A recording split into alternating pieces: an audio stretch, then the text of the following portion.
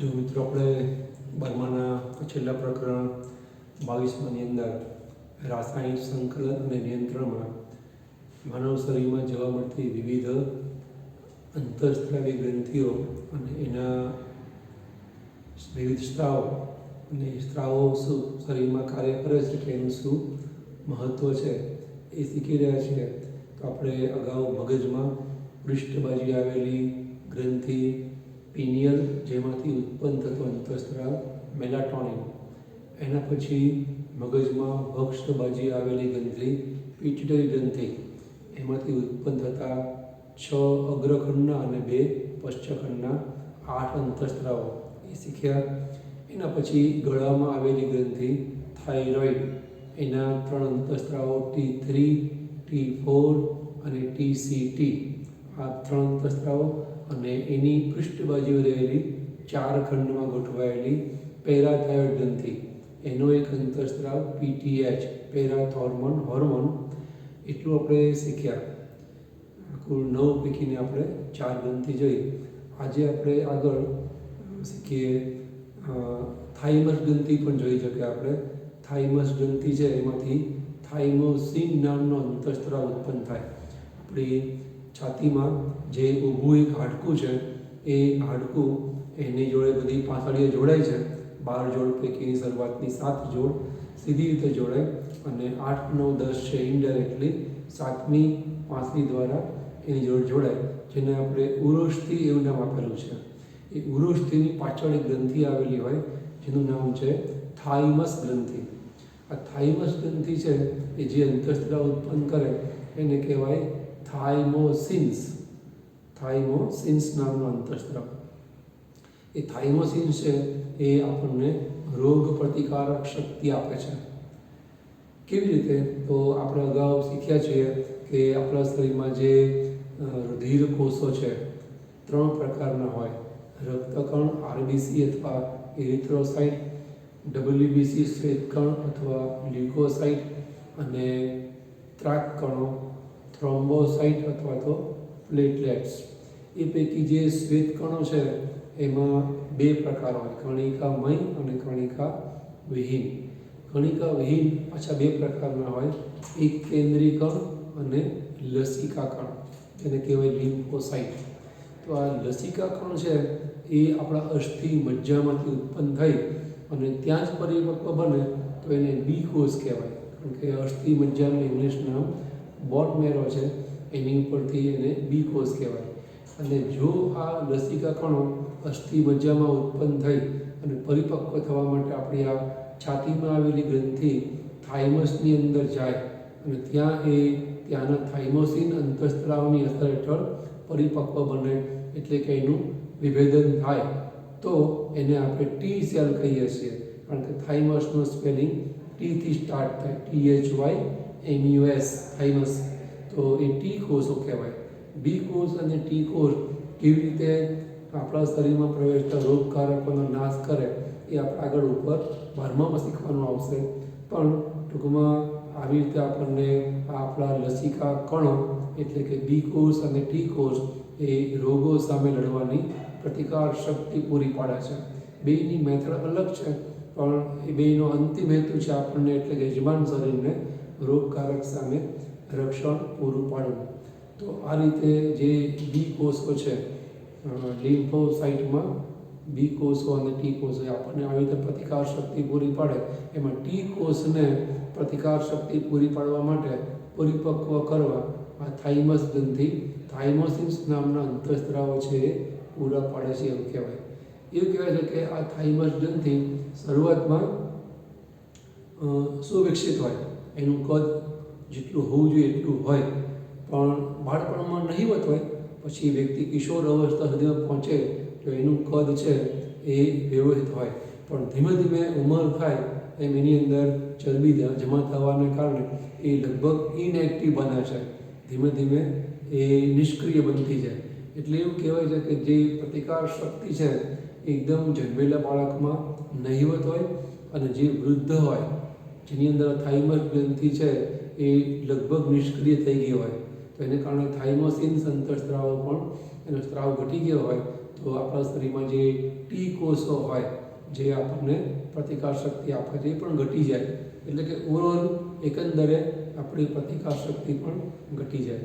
એટલે એવું કહેવાય કે જે વૃદ્ધો હોય અથવા તો જે બાળકો હોય એને આપણે ઝડપથી જે રોગગ્રસ્ત વ્યક્તિ હોય અથવા જે દવાખાના હસ્પતાલ છે ત્યાં લઈ જતા નથી, અથવા એડવાઇઝેબલ છે, સલાહભર્યું છે કે એમને ત્યાં લઈ જવાય નહીં, કારણ કે ત્યાં ઘણા બધા પ્રકારના રોગિષ્ટ વ્યક્તિઓ હોય અને એમની પ્રતિકાર શક્તિ ઓછી હોય, અને ત્યાં નાના બાળકો અને આ વૃદ્ધોની, અને એને લઈ શક્ય છે કે એમને કોઈને કોઈ રોગ એનો ચેપ જલ્દી લાગુ પડી જાય અને વળી એ રોગ થઈ પણ જાય ને મટે પણ જલ્દી નહીં, કારણ કે એમનામાં પ્રતિકાર શક્તિ બાળકોમાં હજી વિકસતી નથી અને વૃદ્ધોમાં એ ક્ષીણ થઈ ગઈ હોય, નષ્ટપ્રાય થઈ ગઈ હોય. પણ ટૂંકમાં એ આ થાઇમોસિન્સને કારણે એવું થાય છે એવું કહેવાય. તો આ એક પાંચમી ગ્રંથિ થાઇમોસિન્સ જે છાતીમાં આવેલી હોય અને આ રીતે આપણને ટી કોષોનું વિભેદન પહેરી અને પ્રતિકાર શક્તિ આપે છે એવું કહેવાય. એટલે કે થાઇમસ ગ્રંથિ આપણા શરીરમાં રોગ પ્રતિકારક શક્તિ સાથે સંકળાયેલી ગ્રંથિ કહેવાય. હવે એના પછી આપણે છઠ્ઠી ગ્રંથિ જોઈએ, સ્વાદુપિંડ ગ્રંથિ. એની પહેલાં એકવાર અહીંયા નજર આપણે કરી લઈએ. આપણે જે ગયા લેક્ચરમાં શીખ્યા હતા એ થાઇરોઇડ અને પેરાથાઇરોઇડ ગ્રંથિ ઉપર. થાઇરોઇડ ગ્રંથિ છે એ ગળામાં વક્ષ ભાગે આવેલી આવી બહુખંડી ગ્રંથિ છે અને એ મુખ્ય બે ખંડમાં વહેંચાયેલી હોય. દરેક ખંડ જેના જેના ખંડિકાઓમાં વહેંચાયેલો હોય, એની વચ્ચે આવું જોડાણ હોય જેને ઇસ્તમસ કહેવાય. અને એ ગ્રંથિ મુખ્યત્વે આયોડિનયુક્ત અંતઃસ્ત્રાવોનો સ્ત્રાવ કરે, જેમ કે ટેટ્રા આયોડોથાઇરોનિન T4, ટ્રાય આયોડોથાઇરોનિન T3 અને TCT થાઇરોકેલ્સિટોનિન. જે શરીરમાં કેલ્શિયમનું પ્રમાણ વધી જાય બિનજરૂરી તો ઘટાડીને એને સંતુલનમાં રાખે. આયોડિનયુક્ત અંતઃસ્ત્રાવો એ જો આયોડિન શરીરમાં ના મળે તો બનતા બંધ થઈ જાય, થાઇરોઇડ ગ્રંથિ નિષ્ક્રિય બની અને ફૂલી જાય. એ થાઇરોઇડ ગ્રંથિ ફૂલે એટલે આ ભાગમાં આપણને બહારથી ગાંઠ જેવો ભાગ જોવા મળે, એને કંઠમાળ, ગલગંઠ અથવા ગોઈટરનો રોગ કહેવાય. એ અંતઃસ્ત્રાવ જો પૂરેપૂરી માત્રામાં મળે આપણને તો આપણા શરીરની અંદર બધી પ્રકારના જે કંઈ ચયાપચયિક દર હોય એ ચયાપચયિક દર એ નિયંત્રણમાં રહે.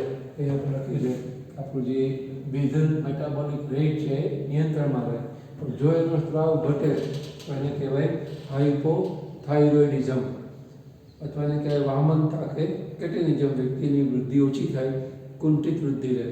જો એનો સ્ત્રાવ વધી જાય તો વ્યક્તિ લિગન્ટિઝમ, જાયન્ટિઝમ અનુભવે. હાઇપરથાઇરોઇડિઝમ કહેવાય. માસિક ચક્ર છે એ અનિયમિત થઈ જાય. જાયન્ટિઝમ આપણે વાત કરી હતી, ગ્રોથ હોર્મોનનું માત્રા વધી જાય તો મહાકાયતા. અહીંયા આના વધુ પડતા સ્ત્રાવને કારણે સ્ત્રીમાં માસિક ચક્ર છે એ અનિયમિત થતું જોવા મળે. એથી અહીંયા આપણે બતાવ્યું હતું મિક્સોડીમા જેવી તકલીફ થાય, જેને આપણે એક્ઝોથર્મિક ગોઈટર કહીએ છીએ. એક્ઝોથર્મિક ગોઈટર કહેવાય. એની અંદર એનો સ્ત્રાવ વધી જવાથી વ્યક્તિના ચહેરા ઉપર સોજા આવી ગયા હોય એવું આપણને લાગે. એને મિક્સોડીમા કહેવાય. મિક્સોડીમા, ઈડીમા એટલે સોજા આવે. મિક્સોડીમા મતલબ થાઇરોક્સિનના બિનજરૂરી વધારે પડતા સ્ત્રાવને કારણે શરીર પર સોજા આવે, એવી તકલીફો થાય.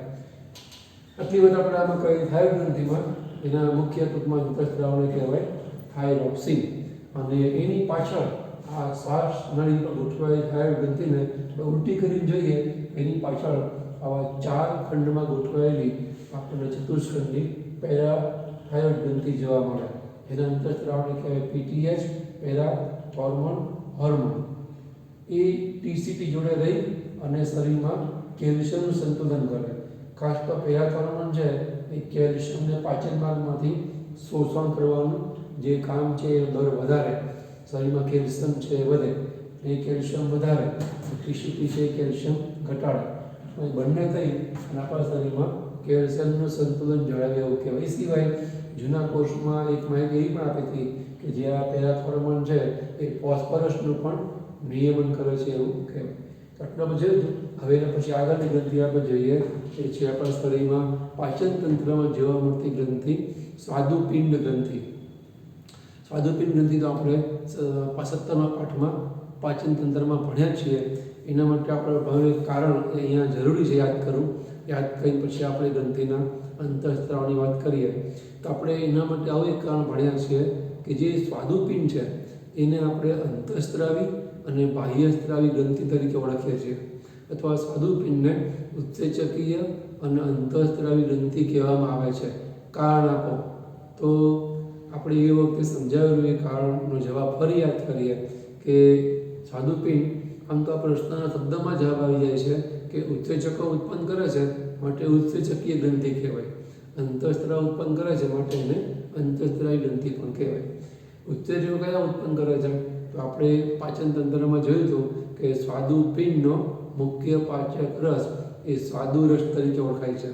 અને સ્વાદુરસના બંધારણને આપણે જોયું હતું કે સ્વાદુરસની અંદર કન્ટેન્ટ એટલે કે એના ઘટકો કયા હોય તો આપણે જોયું હતું. એક તો એ પાચક રસ છે, પ્રવાહી એટલે પાણીનો ભાગ તો હોય જ, અંદરના બધા સ્ત્રાવ ચીકણા છે એટલે શ્લેષ્મા પણ હોય જ. પાણી શ્લેષ્મા ઉપરાંત એમાં ખોરાકના મુખ્ય ઘટકોને પચાવવાના ઉત્સેચકો આવેલા હોય. જેમ કે આપણે શીખ્યા હતા કે પ્રોટીનનું પાચન કરતા ઉત્સેચકો, પ્રોટીએજ પ્રકારના ઉત્સેચકોમાં ટ્રિપ્સિનોજન, કાઇમોટ્રિપ્સિનોજન અને પ્રોકાર્બોક્સીપેપ્ટિડેઝ. લિપિડનું પાચન કરતા ઉત્સેચક લાઇપેજ, કાર્બોહાઈડ્રેટ્સનું પાચન કરતા ઉત્સેચક એમાઇલેજ અને ન્યુક્લિક એસિડ ડીએનએ આયનોનું પાચન કરતા ઉત્સેચક એ ન્યુક્લિયેજ. આ બધા ઉત્સેચકો જેની પાછળ એજ આવે એને ઉત્સેચક કહેવાય. એ પણ આપણે 9મા પાઠમાં શીખ્યા છીએ. તો એટલા માટે ઉત્સેચકો સભર સ્વાદુરસ રૂપી પાચક રસ એ સ્વાદુપિંડ ઉત્પન્ન કરે એટલે એને ઉત્સેચકી ગ્રંથિ તો કહેવાય જ.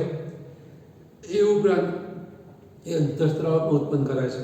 ઇન્સ્યુલિન અને ગ્લુકાગોન નામના આ બે અંતઃસ્ત્રાવો છે એ સ્વાદુપિંડમાંથી ઉત્પન્ન થતા પેપ્ટાઇડ પ્રકારના અંતઃસ્ત્રાવો છે. આપણે પાઠના પહેલા લેક્ચરમાં રાસાયણિક બંધારણના આધારે ઉત્સેચકોના વિવિધ પ્રકારો જોયા હતા, નાના પેપ્ટાઇડ, મોટા પેપ્ટાઇડ, પ્રોટીન પ્રકારના અંતઃસ્ત્રાવ વગેરે. તેમાં આ ઇન્સ્યુલિન અને ગ્લુકાગોન એ પેપ્ટાઇડ પ્રકારના અંતઃસ્ત્રાવો છે જે આ સ્વાદુપિંડમાંથી ઉત્પન્ન થાય માટે એને અંતઃસ્ત્રાવી ગ્રંથિ પણ કહેવાય.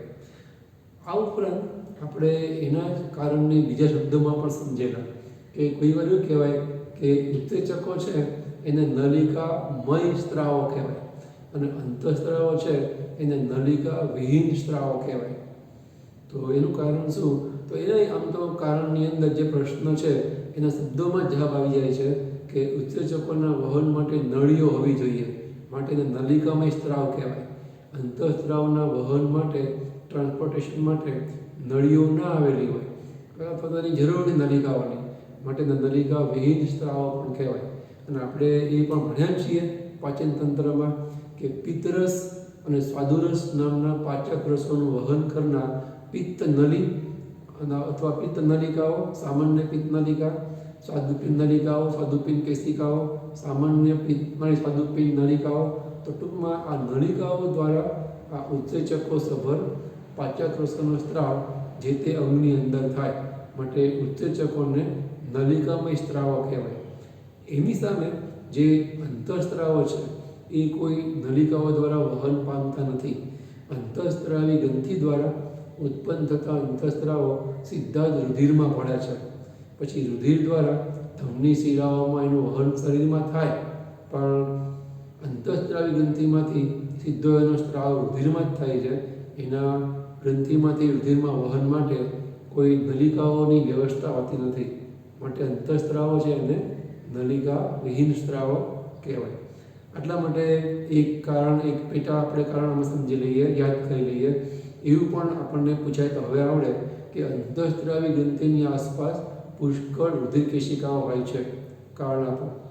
આપણા શરીરમાં જે પણ આ 9 આપણે અંતઃસ્ત્રાવી ગ્રંથિઓ જોઈ તો અંતઃસ્ત્રાવી ગ્રંથિ જ્યાં હોય ને ત્યાં એ ગ્રંથિની આસપાસ આપણને પુષ્કળ રુધિર કેશિકાઓ જોવા મળે. તો એનું કારણ સમજી શકાય એવું છે કે અંતઃસ્ત્રાવી ગ્રંથિઓમાંથી ઉત્પન્ન થતા જે અંતઃસ્ત્રાવો છે એ સીધા જ ઝડપથી રુધિરમાં ભળી શકે એટલા માટે એની આસપાસ પુષ્કળ રુધિર કેશિકાઓ હોય છે. જેથી જે કંઈ અંતઃસ્ત્રાવો ઉત્પન્ન થાય એ રુધિર કેશિકાઓના રુધિરમાં સીધા જ શોષાઈ જાય અને એનું જે લક્ષ્ય સ્થાન છે ત્યાં રુધિરના પરિવહન સાથે પહોંચી શકે. એટલા માટે હંમેશા અંતઃસ્ત્રાવી ગ્રંથિઓની આસપાસ આપણને પુષ્કળ રુધિર કેશિકાઓ જોવા મળે છે, હોવી જ જોઈએ અને હોય છે. અહીંયા સ્વાદુપિંડ માટે આપણે આ એક કારણ સમજાતા એને ફરી યાદ કર્યું કે એટલા માટે આપણે એને અંતઃસ્ત્રાવી ગ્રંથિ અને ઉત્સેચકીય ગ્રંથિ તરીકે ઓળખીએ છીએ. Exocrine gland as well as endocrine gland, સ્વાદુપિંડ અથવા પેન્ક્રિયાસને આપણે બંને રીતે ઓળખીએ છીએ. તો એવા એ સ્વાદુપિંડના જે આ ઇન્સ્યુલિન અને ગ્લુકાગોન નામના અંતઃસ્ત્રાવો છે એની રીત આપણે હવે શીખીએ. તમે લોકોએ આ વિગતો નોટબુકમાં દોરી અને નોંધી લીધી હશે. હું પૂછી નાખું છું હવે. હજી પણ જો ગયા વખતના વિડીયોમાં તમે ભૂલી ગયા હોય તો ગયા વખતના વિડીયો શોધવો હોય તમારે બરાબર નોટબુકમાં નોંધી લો. પછી આપણે હવે શીખીએ આગળની સ્વાદુપિંડ નામની ગ્રંથિ.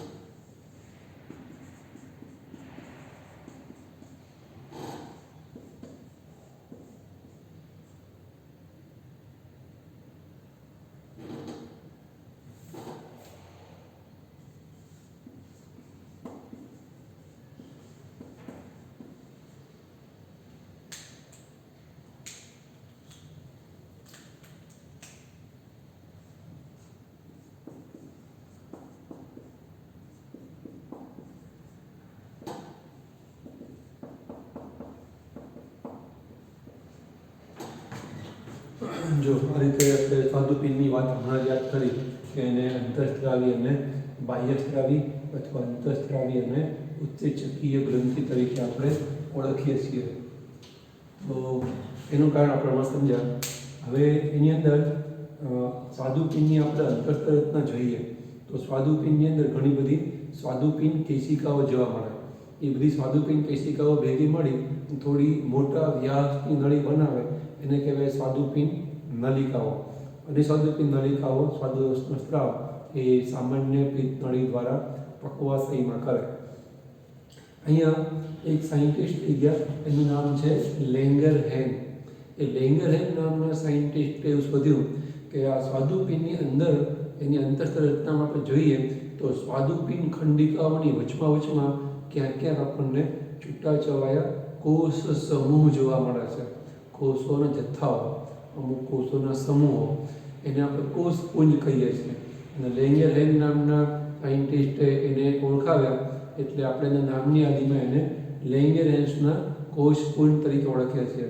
તો આમ સ્વાદુપિંડની અંદર અંતસ્ત્ર રચનામાં આપણને સ્વાદુપિંડ ખંડિકાઓની વચમાં ક્યાંક ક્યાંક છૂટાછવાયા કોષ સમૂહો જોવા મળે, જેને આપણે લેંગેરેન્સના કોષકુંડ તરીકે ઓળખીએ છીએ. એ દરેક કોષના જથ્થામાં લેંગેરેન્સના મતે બે પ્રકારના કોષો હોય. અમુકને કહેવાય આલ્ફા કોષો, અમુકને કહેવાય બીટા કોષો. એનું કારણ કે બંને કોષો અલગ અલગ પ્રકારના અંતઃસ્ત્રાવો કે સ્ત્રાવો ઉત્પન્ન કરે છે. એમાં આલ્ફા કોષો છે એ ગ્લુકાગોન નામનો અંતઃસ્ત્રાવ ઉત્પન્ન કરે, જ્યારે બીટા કોષો છે એ ઇન્સ્યુલિન નામનો અંતઃસ્ત્રાવ છે એ ઉત્પન્ન કરે. તો આવી રીતે સ્વાદુપિંડના લેંગેરેન્સના કોષપુંજ પૈકીના આલ્ફા અને બીટા કોષો અનુક્રમે ગ્લુકાગોન અને ઇન્સ્યુલિન નામના અંતઃસ્ત્રાવ ઉત્પન્ન કરે. એ હવે જોઈએ આપણે કે અંતઃસ્ત્રાવ કામ છે એ શું કરે છે. તો ગ્લુકાગોન નામનો અંતઃસ્ત્રાવ છે એ આપણા શરીરમાં જે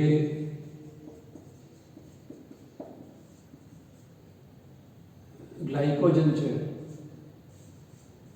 એને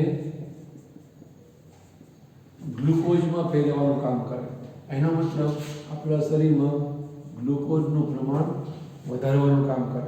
જો ઘટી ગયું હોય તો કોઈ પણ અંતઃસ્ત્રાવ કોઈ પણ પ્રક્રિયાનો દર કે પદાર્થનું પ્રમાણ વધારે, તો એ વખતે એવું નહીં સમજવાનું કે જે શરીરમાં દર વધે એના કારણે વધે છે. એ શરીરમાં દર અથવા પદાર્થનું પ્રમાણ ઘટી ગયું હોય ત્યારે એને વધારે, અને ક્યાં સુધી વધારે?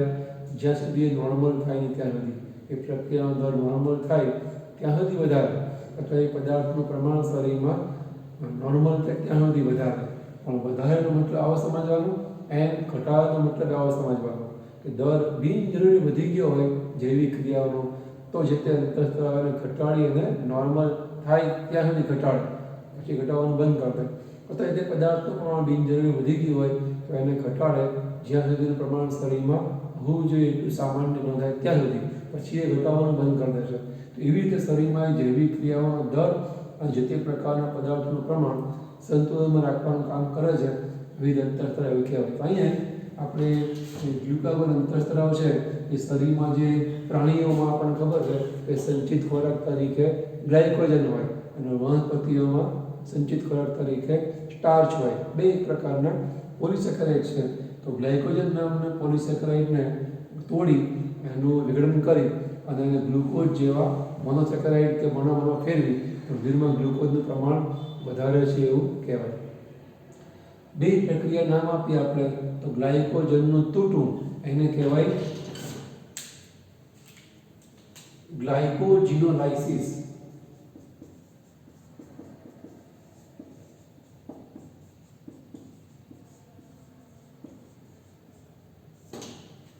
કોઈ પણ શબ્દની પાછળ લેસિસ અથવા લાઇસિસ શબ્દ લાગ્યાનો મતલબ કે એ પદાર્થનું તૂટવું.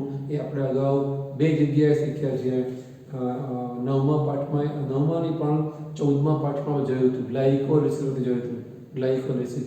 અને 11મા પાઠમાં ઉત્સેચકો જે આપણે પ્રકાર જોયા 6 વર્ગ, એમાં પણ આપણે લાયેઝ અને લિગેઝ નામના ઉત્સેચકની વાત સમજાતા. ત્યારે લાયેઝનો અર્થ કયો? લાયેઝ કે લાયેસિસનો મતલબ પાણીનો અણુ ઉમેર્યા વગર મોટા અણુને નાના અણુમાં ફેરવે. એમ અહીંયા આપણે 9મા પાઠની જોડે આગળના પાઠમાં એવું જોયું હતું, 14મા પાઠમાં, કે ગ્લુકોઝ તૂટવાની ક્રિયા એને કહેવાય ગ્લાયકોલિસિસ. ગ્લુકોઝનું તૂટવું, એનું લાઇસિસ થવું એને કહેવાય ગ્લુકોઝ લાઇસિસ, મતલબ ગ્લાયકોલાઇસિસ. અહીંયા ગ્લાયકોજન તૂટે છે અને એમાંથી ગ્લુકોઝ બને છે. કારણ કે આખરે ગ્લાયકોજન છે એ ગ્લુકોઝનો પોલિમર જ છે. ગ્લુકોઝના અસંખ્ય અણુઓ ગ્લાયકોસળી બનતી જોડાય એને કહેવાય ગ્લાયકોજન. ગ્લાયકોજન એ ગ્લુકોઝના જથ્થા સિવાય બીજું કંઈ છે નહીં, પણ એ ગ્લાયકોસળી બનતી જોડાયેલો ગ્લુકોઝનો સમૂહ છે ગ્લાયકોજન. અને એ ગ્લાયકોસળી બંધ તૂટી અને એથી ગ્લુકોઝના છૂટા કરે તો એને કહેવાય ગ્લાયકોજન તૂટીને ગ્લુકોઝ નિર્માણની ક્રિયા.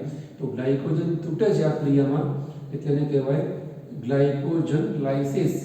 ને ગ્લાયકોજનનું તૂટવું ગ્લાયકોજન લાઇસિસ. જેમ ગ્લુકોઝ લાઇસિસ ને આપણે ગ્લાયકોલિસિસ કહીએ છીએ, અહીંયા તમે જોડી દો તો બનશે ગ્લાયકોજિનોલાઇસિસ. ગ્લાયકોજનનું લિસિસ થવું, તૂટવું એટલે કે ગ્લાયકોજિનોલાઇસિસ. એની સામે અહીંયા ગ્લુકોઝ નવો બને છે. તો બને એ જનરેશન થાય છે ગ્લુકોઝનું ગ્લુકોઝનું જનરેશન એટલે કહેવાય ગ્લુકોનિયોજેનેસિસ. નિયો એટલે 9 આ રીતે બને જ છે. એ સિવાય ગ્લુકાગોન છે એ આપણા શરીરમાં ગ્લુકોનિયોજેનેસિસની પ્રક્રિયા પણ ઉત્તેજે.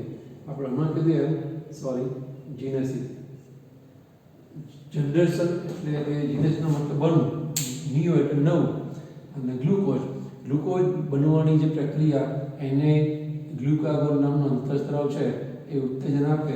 એ રીતે પણ શરીરમાં ગ્લુકોઝ છે એનું પ્રમાણ વધે. આમ એ શરીરમાં ગ્લુકોઝનું વધારવાનું કામ કરે છે. એટલે એકચ્યુઅલી એ અંતઃસ્ત્રાવને આપણે કહીએ છીએ હાઇપર ગ્લાયસેમિક પ્રકારનો અંતઃસ્ત્રાવ. હાઇપર એટલે વધારે, ગ્લાયકો એટલે ગ્લુકોઝ. તો ગ્લુકોઝ શરીરમાં વધારવા માટેનું કામ કરતો અંતઃસ્ત્રાવ એટલે ગ્લુકાગોનને કહેવાય હાઇપરગ્લાયસેમિક પ્રકારનો અંતઃસ્ત્રાવ. એવું ને એવું પૂરેપૂરું ઉલટું કામ છે. ઇન્સ્યુલિનનું તમને આવડી ગયું હોય તો અહીંયા એનું પૂરેપૂરું ઉલટું કામ છે. ઇન્સ્યુલિન શું કામ કરે? તો એ ગ્લુકોઝ શરીરમાં ઘટાડવાનું કામ કરે. એટલે કે જે ગ્લુકોઝ છે, આપણે જે ખોરાક ખાઈએ એનું પાચન થાય તો એ ગ્લુકોઝ છે એ પરસ્પર જોડાઈ ગ્લાયકોજેનિક બનતી અને ગ્લાયકોજનમાં ફેરવાય અને શરીરમાં સંગ્રહાઈ જાય. એ ઉપરાંત એને લિપિડમાં ફેરવે. એટલે કે એડિપોઝ ટીસ્યુ ઉપર પણ ઇન્સ્યુલિન કામ કરે એવું કહેવાય. ટૂંકમાં શરીરમાં બધો ગ્લુકોઝ છે એ ગ્લાયકોજનમાં ફેરવાય અને શરીરમાં સંગ્રહાઈ જાય. એટલે રુધિરમાંથી ગ્લુકોઝ દૂર થાય. એટલે કે આ જે છે ઇન્સ્યુલિન એ ગ્લુકોઝને ઘટાડવાનું કામ કરે છે એવું કહેવાય. ગ્લુકોઝને ઘટાડે એટલે એકચ્યુઅલી એ અંતઃસ્ત્રાવ છે એને આપણે કહીએ હાઇપોગ્લાયસેમિક પ્રકારનો અંતઃસ્ત્રાવ. હાઇપોગ્લાયસેમિક પ્રકારનો અંતઃસ્ત્રાવ. હાઇપોર એટલે લો, ઓછું, રુધિરમાં ગ્લુકોઝનું પ્રમાણ ઘટાડતો અંતઃસ્ત્રાવ એને કહેવાય હાઇપોગ્લાયસેમિક પ્રકારનો અંતઃસ્ત્રાવ. અથવા તો ગ્લાયકોજેનેસિસ પણ કહેવાય. ગ્લાયકોજનનું નિર્માણ થવું એને કહેવાય ગ્લાયકોજેનેસિસ. ગ્લાયકોજનને બનાવનાર અંતઃસ્ત્રાવ એવું પણ કહેવું હોય તો કહેવાય. અથવા એને ગ્લાયકોલિસિસ પ્રકારનો અંતઃસ્ત્રાવ પણ કહેવાય. ગ્લુકોઝનું તૂટવું, લિસિસ તો એને ગ્લાયકોલિસિસ પ્રકારનો પણ અંતઃસ્ત્રાવ એ ઇન્સ્યુલિન છે એ કહેવાય. ટૂંકમાં આના કરતાં ઉલટો. પણ સરવાળે ગ્લુકાગોન અને ઇન્સ્યુલિન એ બંને થઈ અને આપણા શરીરમાં ખાસ તો રુધિરમાં ગ્લુકોઝનું પ્રમાણ કે ગ્લુકોઝની માત્રા જાળવવાનું કામ કરે છે એવું કહેવાય. બંને અંતઃસ્ત્રાવો એકબીજાના પૂરક છે એવું નહીં કે બંને થઈ અને સંયુક્ત અસરથી શરીરમાં ગ્લુકોઝની માત્રા જાળવે છે. પણ બંનેની વારાફરતી અસર હોય છે.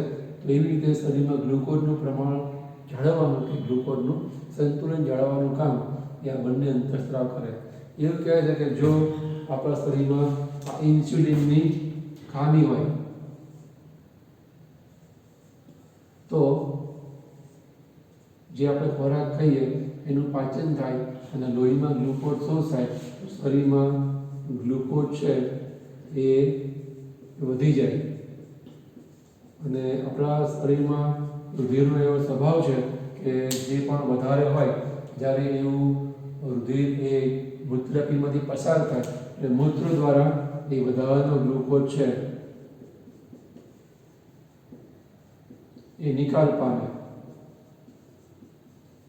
જે એક પ્રકારની રોગગ્રસ્ત સ્થિતિ છે એ રોગગ્રસ્ત સ્થિતિને આપણે કહીએ છીએ ડાયાબિટીસ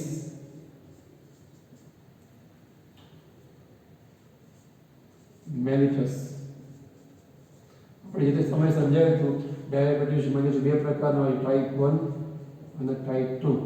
જેના શરીરમાં ઇન્સ્યુલિન ના ઉત્પન્ન થાય. લેંગેરહાન્સના કોષમાં બીટા કોષોમાં ખામી હોય, ઇન્સ્યુલિન નહીં બને, એ રીતે ખોરાક ખાય છે અને ખોરાકના પાછળ ગ્લુકોઝ ઉત્પન્ન થાય, લોહીમાં શોષાય એટલે લોહીમાં રહે અને વધારાના ગ્લુકોઝ મૂત્ર મારફતે નિકાલ પામે તો એના મૂત્રમાં ગ્લુકોઝની માત્રા વધારે હોય. એને મધુપ્રમેહનો રોગ પણ કહેવાય, મીઠી પેશાબનો રોગ પણ કહેવાય. ઇન્સ્યુલિનની ખામી થાય છે એવું આપણે કહી શકીએ. તો એ ટાઈપ 1 પ્રકારનો ડાયાબિટીસ મેલિટસ કહેવાય. જેમ ઇન્સ્યુલિનની ખામી છે અને વ્યક્તિના શરીરમાં ગ્લુકોઝની માત્રા વધારે છે, ચાહે પછી એમાં ખામી સર્જાય મૂત્રમાં ગ્લુકોઝ જાય, એને વારંવાર તરસ લાગે, શરીરમાં કંઈ આગળ જલ્દી રૂજાય નહીં, લાંબા ગાળે આંખોની પણ તકલીફ પડે વગેરે. એને આપણે બહારથી ઇન્સ્યુલિન આપી અને એને ગ્લુકોઝ છે કાબૂમાં રખાવી શકીએ. બાયોટેકનોલોજી દ્વારા, આપણા જીવ વિજ્ઞાન અને મેડિકલ સાયન્સ દ્વારા એવી રીતે શોધ થઈ છે કે આપણા શરીરનું ઇન્સ્યુલિન આપણે કૃત્રિમ રીતે બહાર ઇન્ડસ્ટ્રીયલ લેવલે બનાવી શકીએ છીએ. એ બધા લે જ છે ઇન્સ્યુલિનના ઇન્જેક્શન. જ્યાં જ્યાં ડાયાબિટીસ હોય એ લોકો બહારથી ઇન્સ્યુલિનના ઇન્જેક્શન લે જ છે. એને લઈ અને એને ગ્લુકોઝ કાબુ મળે, એને કંઈ ખાસ પ્રશ્ન આવશે નહીં. પણ જે ડાયાબિટીસ મને ટાઈપ 2 છે, એ ટાઈપ 2 વાળી વ્યક્તિ જલ્દી આપણે સાજો કરી શકતા નથી, કારણ કે એના શરીરમાં તો ઇન્સ્યુલિન છે છતાં પણ ગ્લુકોઝની માત્રા વધી જાય છે. એનું કારણ શું કે ઇન્સ્યુલિન આ સ્વાદુપિંડના લેંગેરહાન્સ કોષો પૈકીના બીટા કોષો તો ઉત્પન્ન કરે જ છે અને રુધિરમાં ભળે જ છે, પણ એને સ્વીકારવા માટેના જે ગ્રાહી સ્થાનો છે આપણા શરીરમાં, કે જે તે એવી વ્યક્તિ કે જેને ડાયાબિટીસ મેલિટસ ટાઈપ 2 છે, એના શરીરમાં ઇન્સ્યુલિનને ઓળખનારા જે ગ્રાહી કેન્દ્ર હોય, રિસેપ્ટેકલ્સ, એ નકામા થઈ ગયા. એટલે ઇન્સ્યુલિન ફરતું ફરતું જે તે કોષમાં જાય કે જ્યાં ગ્લુકોઝનું પ્રમાણ ઘટાડવાનું છે, પણ ત્યાં એ કોષના ઇન્સ્યુલિનને ઓળખતા કેન્દ્રને ઓળખી શકે નહીં, એટલે ઇન્સ્યુલિનનું શોષણ છે થઈ શકે નહીં. એના લઈ એના શરીરમાં ઇન્સ્યુલિન છે છતાં પણ એ કોષ દ્વારા શોષાતો નથી. એના કારણે રુધિરમાંથી ગ્લુકોઝની માત્રા ઘટાડી શકાતી નથી. એ ડાયાબિટીસને ટાઈપ 2 કહેવાય. તો એ પણ એક પ્રકારનો ડાયાબિટીસ ટૂંકમાં આવી રીતે ઇન્સ્યુલિનની ખામી કે ઇન્સ્યુલિનના ગ્રાહી સ્થાનોમાં ખામી સર્જાય એને કહેતા રોગો છે. તો આટલી વસ્તુ આપણને આપી છે સ્વાદુપિંડની આ જે બે અંતઃસ્ત્રાવો છે એની આટલું મેટર આપણને આપી છે. તમને આટલું આવે સ્વાદુપિંડ ગ્રંથિ છે પાકી આવડતી કહેવાય. આનાથી તમને વધારે બીજું કંઈ પૂછશે નહીં. અહીંયા આપણે કુલ 6 ગ્રંથિઓ જોઈ: થાઇમસ, સ્વાદુપિંડ, 2 થાઇરોઇડ, પેરાથાઇરોઇડ, 4 પિનિયલ અને પિટ્યુટરી. 6 ગ્રંથિ જોઈ. હવે 3 ગ્રંથિ બાકી રહી: એડિનલ, શુક્રપિંડ અને અંડપિંડ. એ હવે આપણે નેક્સ્ટ ટાઈમ જોઈશું. અહીંયા પર ટકે છે. આટલી માહિતી ટૂંકમાં તમારી ભાષામાં કંઈ આમાં સુધારો વધારો કંઈ ઉમેરી લો. બાકી 3 ગ્રંથિઓ આપણે હવે નેક્સ્ટ ટાઈમ કરીશું. અહીંયા આપણે અટકીએ છીએ.